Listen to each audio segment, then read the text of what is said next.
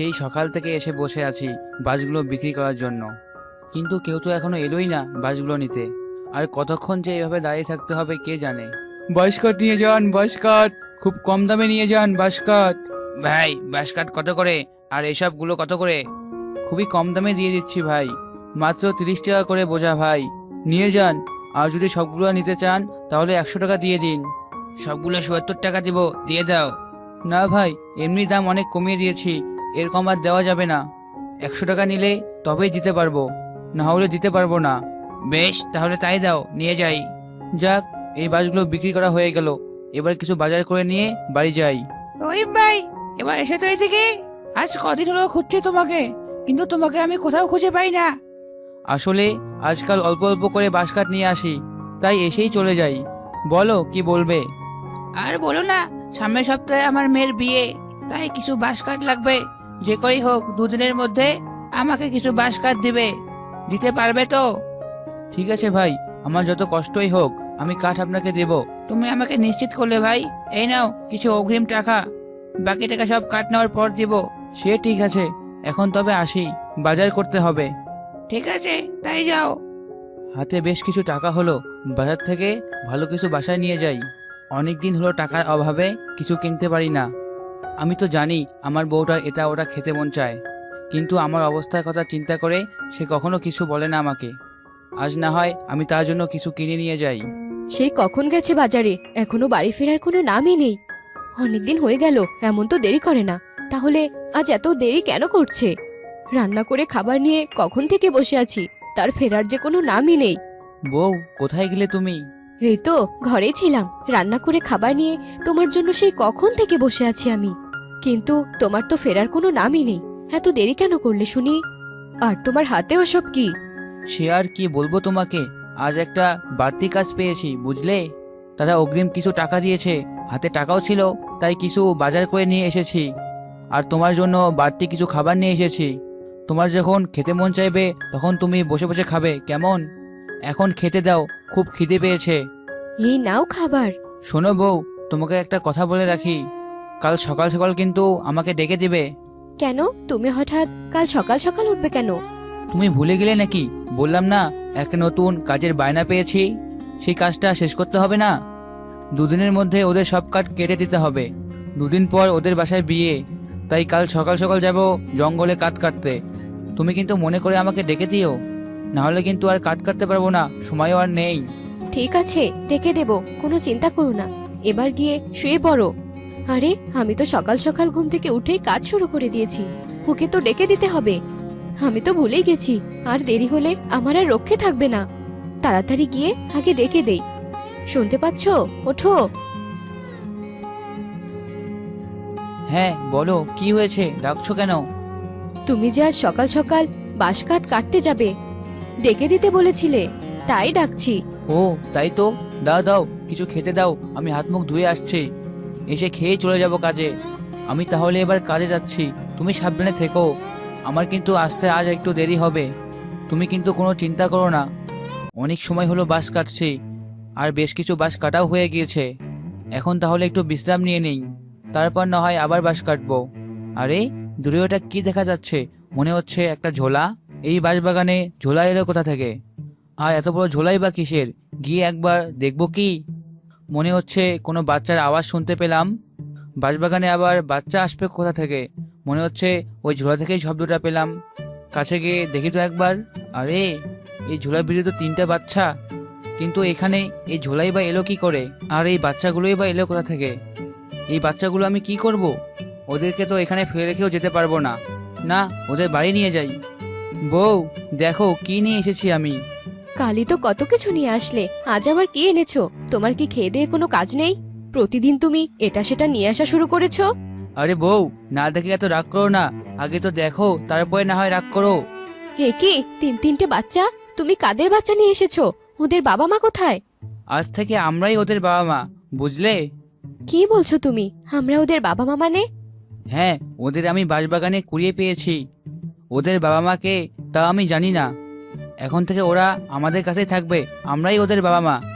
তুমি যখন চাইছো তখন তাই হবে। উপরওয়ালা মনে হয় আমাদের জন্যই ওদেরকে পাঠিয়েছে।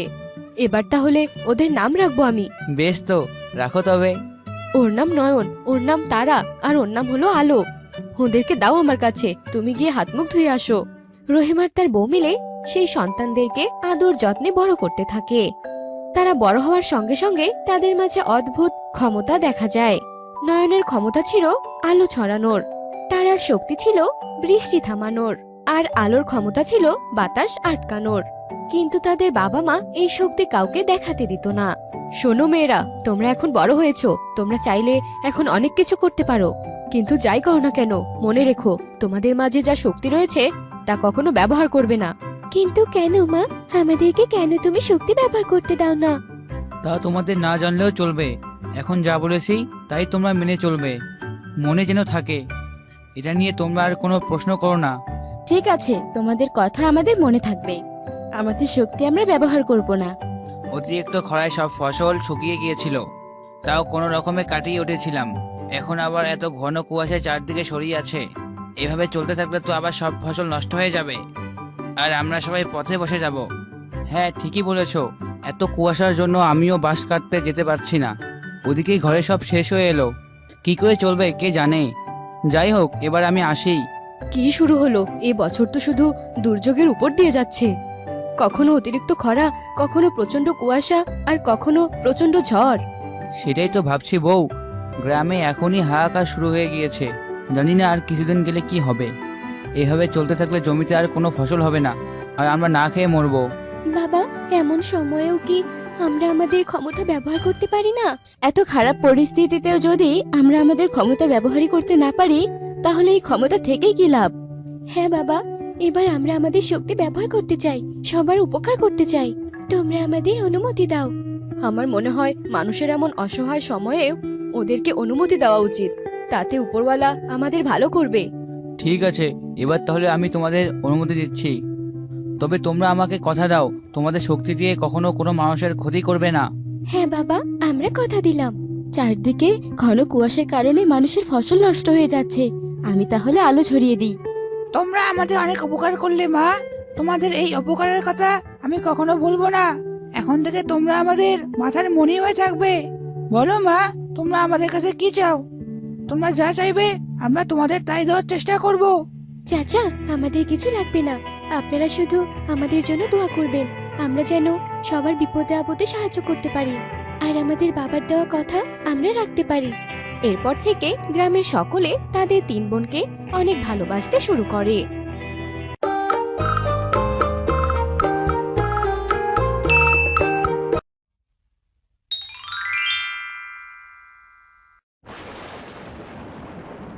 ও দাইমা, কিছু কি হলো? কিছু তো বলছো না। আর একটু সবুর কর মাধব, রাধার অবস্থা খুব একটা ভালো না। কি যে হবে কিছুই বুঝতে পারছি না। এমন কথা বলো না দাইমা, তুমি কিছু একটা করো। আমি আমার মতো করে চেষ্টা করছি, তুই বাইরেই থাক বাবা, কিছু হলেই আমি তোকে ডাক দিচ্ছি।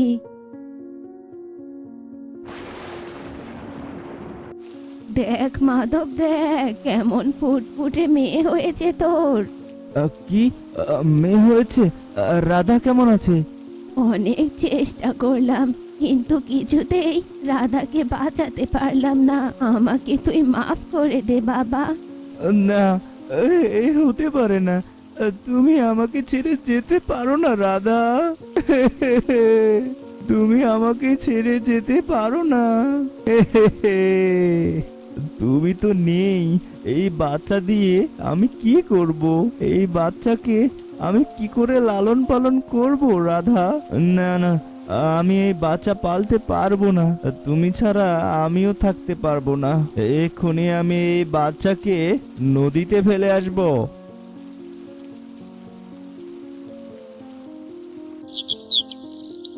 এখন আর কেঁদে কি হবে দাদা? চলো বাড়িতে চলো। আমার যে সবকিছু শেষ হয়ে গেল রে রমেশ, আমার আর কিছুই রইল না। এখন বাড়িতে চলো, তোমাকে যে আরো শক্ত হতে হবে দাদা, আবার ঘুরে দাঁড়াতে হবে।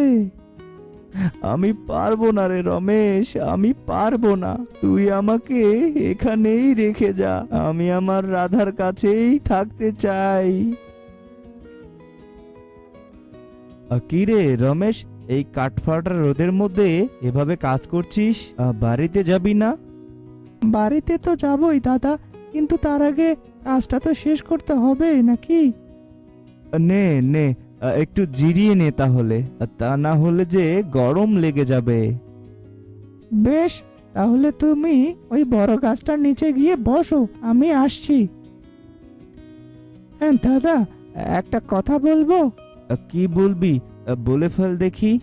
হ্যাঁ দাদা, মাঠের সব ফসল কেমন পোড়া মনে হচ্ছে, আমার কাছে তো বিষয়টা ভালো লাগছে না জানো। আরে দুদিন আগে বৃষ্টি হয়েছে, তার উপর এই চড়া রোদ, তাই একটু আগাগুলো পড়তে শুরু করেছে। আস্তে আস্তে ঠিক হয়ে যাবে। তাই যেন হয় দাদা, আমার কিন্তু খুব ভয় হচ্ছে। মাঠে তো শুধু তোর একার ফসল না, আমাদের সবারই তো ফসল আছে, তাহলে এত চিন্তা করিস নে। কি করব দাদা, এই চাষবাস করেই যে সংসারটা চালাই, আর তো কোনো উপায় নেই। আমার মতো হলে তো আর কোনো সমস্যাই নেই, চাল চুলোহীন একজন মানুষ। আমি বলি কি দাদা, তুমি আর একটা বিয়ে করো, এভাবে আর কতদিন থাকবে? না রে রমেশ, আর বিয়ে করব না। আমার জীবনে আমি রাধাকে ছাড়া আর কাউকে ভাবতে পারি না। আচ্ছা দাদা, তা না হয় হলো, কিন্তু আমার একটা কথা মাথায় আসছে না। কি কথা বল দেখি। বৌদি তো গর্ভবতী ছিল, তাহলে বাচ্চাটা গেল কোথায়? তুই আবার ওসব কথা তুললি, আমি গেলাম, তুই বসেই থাক। কি গো, তুমি এত তাড়াতাড়ি মাঠ থেকে চলে আসলে যে? আজ কি শেষ? আর বলো না গিন্নি, মাঠে যা ঠাটা পড়ার রোদ, এ রোদে বাইরে থাকা কষ্টকর গো। মাঠের কাজে তো এটুকু কষ্ট হবেই গো। ও গো, একটা কথা কি শুনেছো? কোনো কথাই তো শুনিনি, তবে সব কথাই শুনবো। তুমি আগে দুটো খাওয়ার ব্যবস্থা করো দেখিনি। ঠিক আছে, তুমি তাহলে হাত মুখ ধুয়ে এসে বসো, আমি খেতে দিচ্ছি।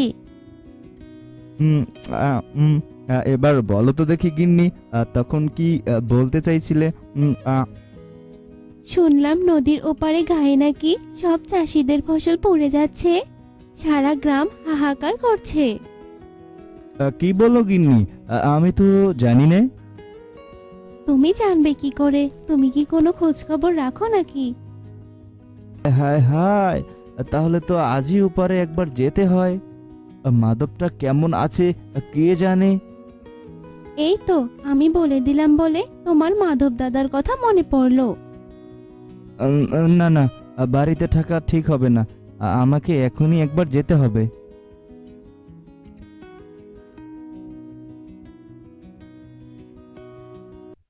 এসব কি করে হলো মাধব, কি হলো এসব? সবই যে কপালের লিখন রে বন্ধু। তোরও কি একই অবস্থা হয়েছে নাকি ফসলের? আরে না না, ওপারে তো কারো ফসলেরই কিছু হয়নি, আমি তো খবর পেয়ে দেখতে এলাম। কি বলো বিনোদদা, নদীর ওপারে সব ফসল ঠিক আছে?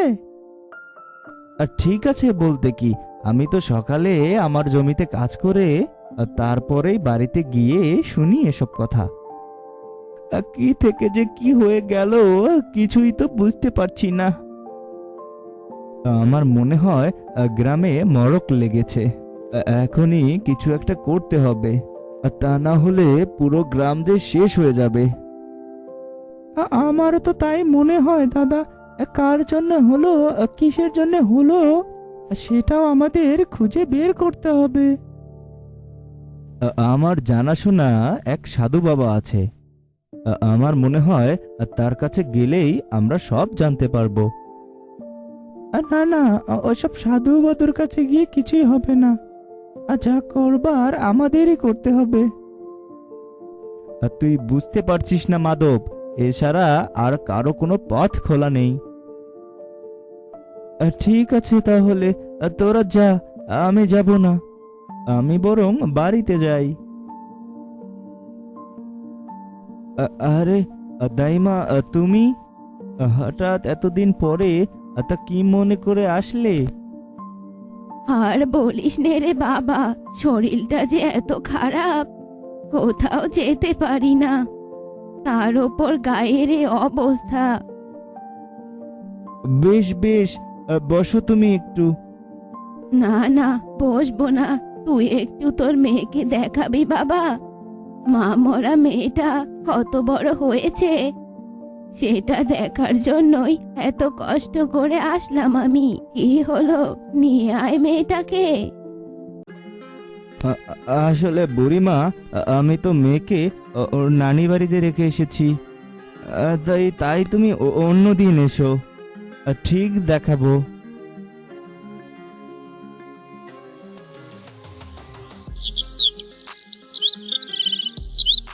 তুমি যা বলছো তার সবকিছু সত্যি তো বুড়িমা? আমি মিথ্যা কেন বলতে যাব রে? গায়ের মানুষের এ দুর্দিনে কি আমি কারোর সাথে মজা করতে পারি নাকি বল? আর ঠিক আছে, তাহলে আজই আমরা সবাই মিলে মাধবের বাড়িতে যাব। আমার মনে হয় মাধব মেয়েটাকে মেরে ফেলেছে, যার জন্য আজ গায়ের এ অবস্থা। আর তোমার কথা যদি সত্যি হয় বুড়িমা, তাহলে গায়ের সবাই তোমাকে অনেক উপহার দেবে, আর মাধবকে দেবে ওর পাপের শাস্তি। এখন তাহলে আমি যাই। আমি কিন্তু আমার কথা চিন্তা করে এখানে আসিনি, এই গায়ের মানুষের কথা ভেবেই এসেছি। আর ঠিক আছে বুড়িমা, আর তুমি কোনো চিন্তা করো না, আমি সবটাই দেখছি। ওরে বাপরে, দুষ্ট পাপী, একমাত্র ওই অধমের জন্যই আজ তোদের এই দুর্দশা। কে কে সেই পাপী বাবা? কে এমন কাজ করলো যার জন্য সারা গায়ের লোক না খেয়ে মরতে হচ্ছে? মাধব, মাধব ওর নিষ্পাপ বাচ্চা মেয়েটাকে নদীতে ফেলে মেরেছে, তাই তো এই গায়ের উপর অভিশাপ পড়ছে। বাবা, এই বিপদ থেকে উদ্ধার হওয়ার কি কোনো রাস্তা নেই? আছে আছে, রাস্তা আছে। ওই পাপিষ্ঠকে আগুনে পুড়িয়ে ভস্ম করে দিতে হবে, তবেই এই গ্রাম আগের মতো হয়ে যাবে। কিন্তু কিন্তু তা কি করে সম্ভব? একটা মানুষকে জীবন্ত কি করে পুড়িয়ে মারবো আমরা? পাপ মোচনের জন্য এছাড়া আর কোনো পথ নেই রে বাবা। যা, এক্ষুনি যা, পাপিষ্ঠকে চিরতরে দুনিয়া থেকে বিদায় দিয়ে দে। কেন করলি তুই এমন মাধব, কেন? এছাড়া যে আমার মাথায় তখন আর কোনো কিছুই কাজ করেনি রে বন্ধু। আমি কি করতাম বল? তোর যে এত বড় বিপদ, তুই আমাকে বলতে পারতিস, আমি তোর পাশে দাঁড়াতাম। রাধাকে ছেড়ে আমি ওই বাচ্চাকে কিভাবে মানুষ করতাম বল আমাকে? ওকে মানুষ করবার জন্য তো মালতী ছিল। তুই শুধু একবার বলতিস আমাকে, আজ তোর কারণে পুরো গায়ের মানুষের এত বড় ক্ষতি হলো। এসব যদি আমার কারণে হয়ে থাকে, তাহলে এর প্রতিদানও আমিই দেব। পাগলামি করিস না মাধব, চল, আমি তোকে অনেক দূরে নিয়ে যাব। গায়ের সবকিছুই আস্তে আস্তে ঠিক হয়ে যাবে। কিছুই ঠিক হবে না বিনোদ, যা, তুই এখান থেকে চলে যা।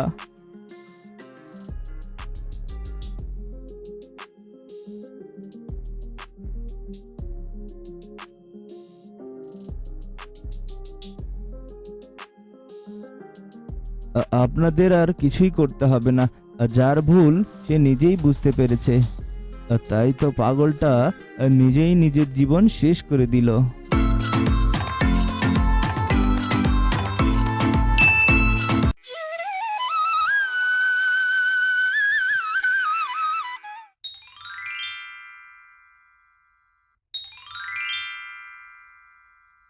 হায় হায়, এগুলো কি মানুষের বাচ্চা? মানুষের বাচ্চা আবার এত কালো হয় নাকি? মধ্যে আবার জলে ভেসে এসেছে এই খরস্রোতা নদীতে। এখন বুঝলাম, এই কালো রঙের জন্যই হয়তো এদেরকে নদীতে ভাসিয়ে দিয়েছে। তবে তোরা যখন একবার আমার কাছে চলে এসেছিস, তখন আমি তোদের সন্তান স্নেহে আমার কাছে আগলে রাখবো। এই থেকে আমি তোদেরকে পরম যত্নে আগলে রেখেছি, জাদুবিদ্যা শিখিয়েছি। আমি তো চিরকাল তোদেরকে সন্তানই ভেবেছি। তবে এখন তো আমি অন্তিম সময়ে চলে এসেছি। তবে তোদের একটা কথা বলছি, মনোযোগ দিয়ে শোন। তারা দুজন দেখতে অনেক কালো, সমাজের মানুষজনরা তোদের ভালো চোখে দেখবে না। তাই আমি তোদেরকে নিয়ে এতদিন নির্জন জায়গায় ছিলাম। আমি চলে গেলে তো তোরা আর এখানে থাকতেও পারবি না, আর মানুষ সমাজে যেতেও পারবি না। তাই আমি তোদেরকে দুটো পাখি বানিয়ে দিচ্ছি। তোরা হবি কথা বলা পাখি। তবেই যে লোকজন তোদের কদর করবে। মা, তুমি যা ভালো বোঝো তাই করো, কিন্তু মা, তুমি আমাদের ছেড়ে চলে গেলে তো আমরা বড্ড অসহায় হয়ে পড়বো। গো মা, তুমি আমাদের এভাবে একা ফেলে চলে যেও না গো, আমরা যে বড্ড একা হয়ে যাব। আগলি মেয়ে আমার, এমন করে কেন ভাবছিস বলতো? আর তাছাড়া জন্ম মৃত্যু সব তো বিধাতার হাতে। এই আমার তো মরণকে ঠেকানোর কোনো উপায় নেই, তাই না? তবে আমি তোদের জন্য যা সিদ্ধান্ত নিয়েছি তা খুবই ভেবে চিন্তেই নিয়েছি। কিস বাছা, তোরা ভালো থাকবি। এসব কথা বলে বৃদ্ধা জাদুকর্ণী তার জাদু বলে দুই কালো কন্যাকে দুটো পাখিতে পরিণত করে দেয়। তখনই জাদুকর্ণী মারা যায়। আরে বোন, আজ থেকে আমরা দুজন যে এতিম, নিজের বাবা মায়ের খোঁজও জানি না। আর আশ্রয়ে আমরা এতদিন থেকে বড় হয়েছি, সেও আজ আমাদেরকে ছেড়ে চলে গেল। চল বোন, এবার আমরা মুক্ত আকাশে উড়াল দেই। পর ওরা দুই পাখি আকাশে উড়াল দেয়, আর উড়তে উড়তে তারা দুজন একটা গাছের ডালে গিয়ে বসে। বোন, আমি তো বড্ড ক্লান্ত হয়ে পড়েছি রে, খুব খিদে পেয়েছে আমার। কি খাওয়া যায় বলতো? এটা তো আমিও বুঝতে পারছি না রে বোন। উড়তে উড়তে মানুষের সমাজে এসে পৌঁছালাম। এখানে তো আগে কখনোই আসিনি, আর কাউকে চিনিও না। কাছে যে এখন খাবার চাইবো। ওই দেখ বোন, একটা লোক রুটি বিক্রি করছে। চল চল, ওই লোকটার কাছে গিয়ে দেখি একটা রুটি দেয় কিনা। কি সহজেই না তুই কথাটা বলে ফেললি। চেনা নেই জানা নেই ওই মানুষটা আমাদের কেন রুটি দেবে বলতো? থেকে বরং চল আমরা দুজন রুটি চুরি করে নিয়ে পালিয়ে যাই। তোতামনির কথা শুনে তোতামনিও রাজি হয়ে যায়। ওর দুজন রুটিওয়ালার কাছে যায়, আর হঠাৎই হীরামণি একটা রুটি নিয়ে পালিয়ে যায়।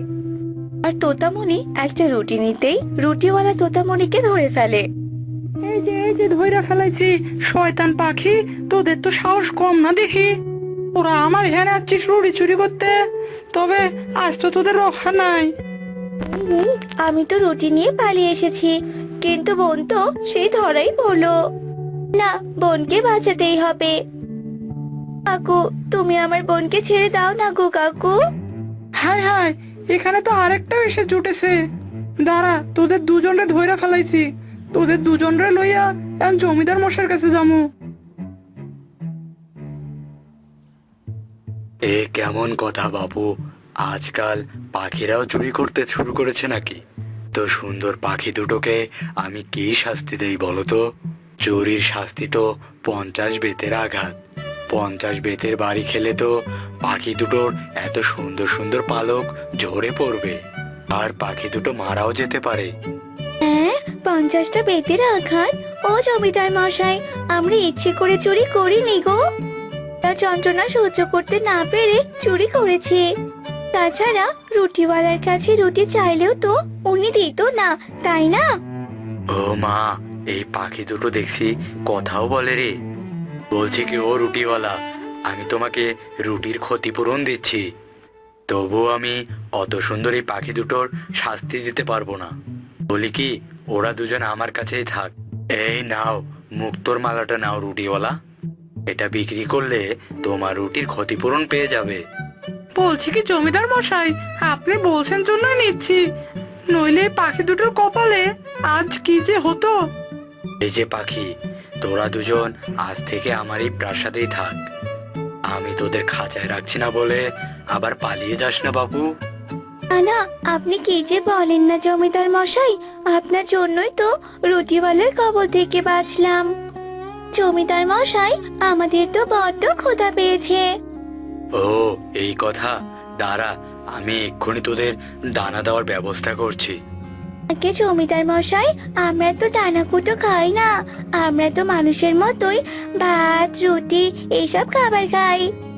আরে আরে, তাই নাকি? তাহলে তো ভালোই, জমিদার বাড়ির মজার মজার খাবার খেতে পারবি। তবে আমি ওসব খাবারই দিতে বলছি। এরপর জমিদার দাসীকে খাবার আনতে বলে, আর দাসী থালা ভর্তি মজার মজার খাবার নিয়ে আসে। হীরামণি ও তোতামণি মজা করে খাবার খায়। জমিদার বাড়িতেই বেশ আরাম আয়েশে দিন কাটাতে থাকে। আরে আরে গিন্নিমা, আপনি এখানে দাঁড়িয়ে সকলের আড়ালে চোখের জল ফেলছেন কেন? না কি হয়েছে গো গিন্নিমা? কি আর বলি বাপু, তোরা দুজন তো এখন এই ঘরের সদস্য হয়েছিস, তোদেরকে সত্যি কথা বলাই যায়, তবে তোরা যেন আবার কাউকে বলিস নে। না গিন্নিমা, আমরা কাউকে কিছুতে বলবো নে। আপনি দুঃখের কথা আমাদের বলতে পারেন। ওরা সকলেই তো জানিস আমি নিঃসন্তান। রে বাপু, আমি কিন্তু বন্ধা নই, আমি দুটো কন্যা সন্তানের জন্ম দিয়েছিলাম। এই কন্যা দুটো কালো ছিল, আর তোদের জমিদার মশাই সকলের চোখের আড়ালে সেই কালো কন্যা দুটোকে জলে ভাসিয়ে দিয়েছিল। এখন অব্দি মেয়ে দুটোর কথা মনে পড়লে আমার চোখে জল চলে আসে। কি, তবে কি তোমরাই আমাদের বাবা মা? নদীর জলে ভেসে গিয়ে আমরা এক জাদুকর্ণীর কাছে গিয়ে পৌঁছাই। জাদুকর্ণী সন্তান রূপে আমাদের বড় করেন। মানেটা কি? আমি তো কোনো কিছুই বুঝতে পারছি না, সবটা আমাকে খুলে বলতে দেখি। পর হীরামণি আর তোতামণি আসল রূপে ফিরে আসে, আর সব ঘটনা জমিদার গিন্নিকে খুলে বলে। এসব কথা আড়াল থেকে জমিদার শুনতে পেয়ে সেখানে চলে আসে। চোখের জল ফেলতে ফেলতে বলে, গিন্নি, সন্তান হারিয়ে কি তুমি একাই কষ্ট পাচ্ছ? আমিও তো অনেক কষ্ট পেয়েছি, সেটা কাউকেই বুঝতে দেইনি। তবে ভুলটা আমি করেছিলাম। আমি সুন্দরের পূজারি হলেও এত বছর পর বুঝতে পেরেছি কাউকে গায়ের রঙের জন্য ছোট করতে নেই। তোরা আমার বুকে আয় মা, আমি আর তোদের হারাতে চাই না। কথা বলে জমিদার তার দুই কন্যাকে বুকে জড়িয়ে নেয়।